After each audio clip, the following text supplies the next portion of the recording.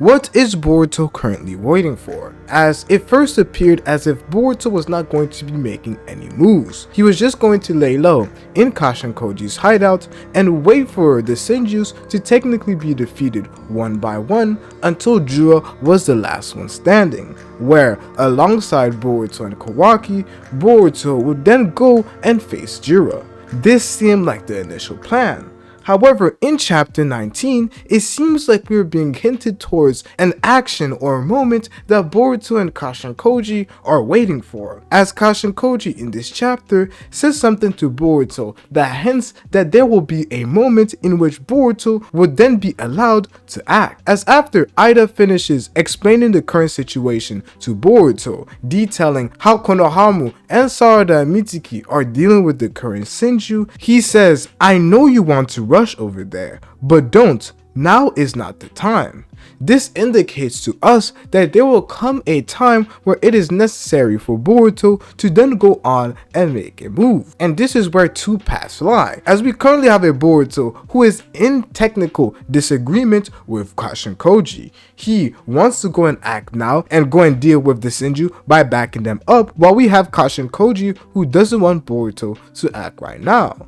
So based off the current things that will end up happening, based off this mission ending up being successful, where Boruto listening to Kashin Koji then ends up working out, we will see Boruto's stance on following Kashin Koji at the current moment. As Kashin Koji having this ability to see the future doesn't necessarily mean that he can change it, and it doesn't necessarily mean that his methodology and approach towards tackling that future is the only route necessary or the only route that will lead towards an alternate future taking place. Because if that was the case, that Kashin Koji had the right answers at every moment, then the Shinju would never have been born. However, the Shinjus are born at the current moment. Boruto and Kashin Koji knew about the fact of Jura's existence ever since Boruto was still training on the Flying Raijin. Even before that, when Boruto and Kashin Koji had their first encounter, Boruto at that moment was told by Kashin Koji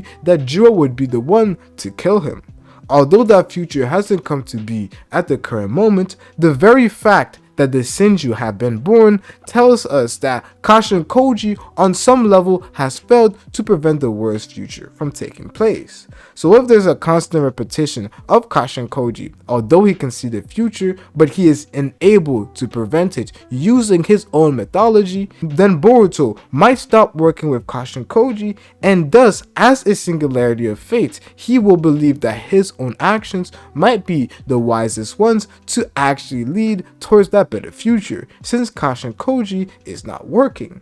But right now we have a Boruto who is currently listening to Kashin Koji, so the fact of Boruto and Kashin Koji potentially not working together at any moment is not something that is going to happen in this upcoming arc. So what is Kashin Koji actually waiting for? And in my personal opinion, what has currently been teased is some sort of an awakening. Sarada and Mitsuki have to awaken before Boruto makes a move. Or it is the fact that Boruto, when he does make an appearance, will lead towards the awakening of Sarada and Mitsuki. As there's been a feeling going around at the current moment that Sarada and Mitsuki have not learned anything too valuable during the time skip. Sarada and Mitsuki's current level in the time skip doesn't seem that impressive when we see the other characters that have been introduced. Although this is true, this is truly the only route that the story could have went. When we look at the high tier characters in the series, you would see that all of them are Otsutsuki influenced. The Shinju have Otsutsuki DNA due to Cold mixing his chakra with the Ten Tails, causing it to evolve. We have Boruto and Kawaki who also have Otsutsuki DNA with Ishiki and Momoshiki. We have Damien who has Shibai's DNA. All of these various characters have been influenced by the Otsutsukis, which is why all of them are strong. A common pattern is those who are influenced influenced by Otsutsuki DNA or are simply Otsutsukis, they tend to be a lot higher when it comes to the power scaling. This is the domain of the gods, as a motto would say. But the likes of Sarada and Mitsuki, who don't have this Otsutsuki DNA or this Otsutsuki influence, they do not seem as strong as these Otsutsuki influenced beings. And this makes sense. If Sarada and Mitsuki in the time skip got so strong to the point where they were comparable to these high tier characters, it really wouldn't have made sense, as the current jump at the moment is Otsutsuki DNA allowing you to become this strong. Although we have Boruto, who has mastered all these different things throughout the time skip and become a lot strong, one aspect that does remain is the fact that he is an Otsutsuki. So for Ikimoto to actually have a natural progression of power, he has to show us just exactly how Sarada and Mitsuki will get to that level in which they are capable of really dealing with these Shinju forces or these high tier characters by themselves. If we were to jump right into the time skip and see Sarada and Mitsuki get to that level, we really wouldn't have that build up or journey to take us to the point of Sarada to where they were at prior to the time skip, to Sarada where they are capable of dealing with the Shinju threats or high tier level threats by themselves. What we see right here is the Sand Shinobi and Sarada and Mitsuki dealing with the Shinju, a strong character like Ryu, by working together. This now makes the scaling a lot more consistent. One big complaint was the power cliffing and how characters are just getting strong out of nowhere. So although I do believe that Sarada and Mitsuki do have to get stronger or potentially develop their own moves, the reason why they don't have it right now is quite clear to me. Ikimoto wants to take us through this journey, to this build up of us seeing them where they are now and where they can be when they get so strong where they can deal with these high level threats by themselves. But what exactly will be the catalyst towards Sarada and Mitsuki showcasing this sort of power? How exactly will they awaken? And my personal opinion is that their awakening is deeply tied to this concept of love. This concept of love has been one that has slowly been built up over the past few chapters, and it even started with the simple fact of Inogen giving up his life in an attempt to save Himawari. This is where Jiro was first exposed to this concept of love, where he saw the love that Shikadai, Chocho, and Inogen had for Himawari caused them to be so irrational, which led towards Inogen dying, and then finally realizing that they have to leave, leaving Himawari alone. Jiro focuses on this and sees this as the negative side of love, seeing love as something that is completely bad, and leaves towards life forms cutting their life short due to their irrationality. However, this is simply one side of love, and the other side of love is one that Jiro simply doesn't understand. As the positive side of love, which is love as power, gives you unbeknown strength to fight for the people that you love. The reason why Himawari was able to become this strong to the point where she was able to fight versus Jiro, and although she did not beat Jiro at all, she did reach a point where Jiro was actually interested in fighting Himawari. The reason why she became so strong was due to love, the love that she had for her friends. And when Jiro ended up killing Inogen, that love that Himawari had for Inogen was shown through the powers that she awakened. Love causes people to act in irrational ways. However, it also causes them to awaken unbeknown strength. We have stories of mothers being able to lift up a car due to the simple fact that their baby was trapped under the car. We have various stories of how love can really play a big factor in the power that one is able to showcase. And this is what I believe Sarada and Mitsuki will be able to do in the coming chapters. And this will be Jiro potentially getting a new angle, a new side of life.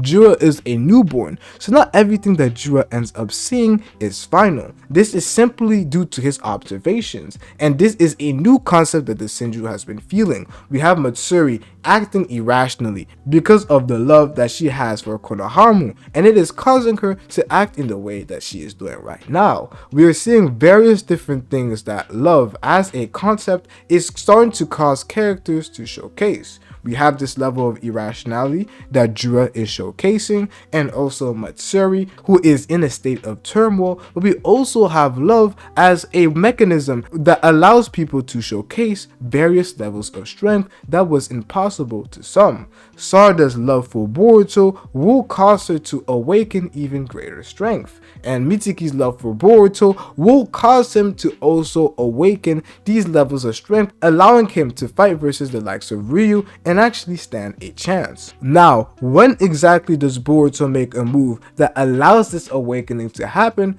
I see only one way. A lot of people could say that they have this awakening by themselves and then Boruto comes, but I do believe that there will come a point where Sarada and Mitsuki are in a bind where it seems like Ryu is going to win, where Boruto then makes an appearance. Boruto makes an appearance, thus now causing Jura to end up making his way to the battlefield, where either because of Ryu's crazy abilities or due to the simple fact that Jura and Ryu, their combination is so strong, Boruto is then put in a bind. And this bind that is caused due to the fact that Boruto came to protect Sarada and Mitsuki will then allow Sarada and Mitsuki to awaken through the love that they have for Boruto and their desire to protect him. This will now showcase to Jura another side of love, as he will now see the full picture of what exactly love can deal. A lot of people, due to their high school way of thinking, believe that love is only something that is demonstrated towards romance. However, love has multiple different facets. In this case, we're not simply talking about love as a romantic love. We're talking about love as a concept. And through the various different characters that we're seeing, Shinju included, we're getting these different facets of love being characterized. And this, as a concept, is what Jura will end up seeing. He has seen one side of love being the negative, and now he will be exposed to the second side. And I've also wanted to talk about this whole state. The fact that we have a Matsuri who at the current moment is in a state of turmoil. I did end up seeing this in one of Kidomaki's streams, where he addressed the fact that this may actually be the perfect state for Konohamaru to end up defeating Matsuri. Due to the fact that in the preparation for this mission, the one thing that Shikamaru did say to Konohamaru was to use their state of turmoil due to these new emotions that they are feeling to his advantage. A lot of people see it as, oh, Konohamaru will simply use the fact that Matsuri is in love and in a peaceful state. When she drops her guard, he will then backstab Matsuri. This is definitely one interpretation. However, another interpretation would be to get Matsuri mad, and during her state of anger, she will start acting irrationally, just due to the fact that when you're mad, you're maybe a lot more tilted, so you make more high risk moves, causing you to be exposed or your defenses to be a lot lower due to the risk that you're taking. And then Konohamaru would have the perfect chance to maybe unleash a Rasengan in that current moment where he is looking at Matsuri and Konohamaru. Maybe Matsuri's breath is a little too hot, causing Konohamaru to then go and use a Rasengan versus Matsuri. Jokes aside, Konohamaru may have intentionally caused Matsuri to be in this state of turmoil to allow him to have an easier opportunity to defeat Matsuri. This is the only way I can think of saving Konohamaru right now. This is the only thing that makes the most sense. And shout out for Kidomaki, I had to make sure I included this in one of these videos, but I really like the idea of this. But going back to the concept of love, it is quite clear that in this arc, we will have a Jura and the Shinju as a collective not only see one side of love, which being negative, but being exposed to love in its entirety, as life tends to not always be black and white, and there is a lot more gray than there is either. So after seeing the positive side of love, I really would like to see Jura's take on it. It is still quite obvious that due to the unpredictability of love, it is safe for some creatures not to even dabble into it. However, the good side of love and the unbeknownst strength that love can cause somebody to show is exactly what I believe Boruto and Koji are banking on. And to find out more on how Sarada could actually awaken and what that actually means for her Mangekyo Sharingan, watch this video right here.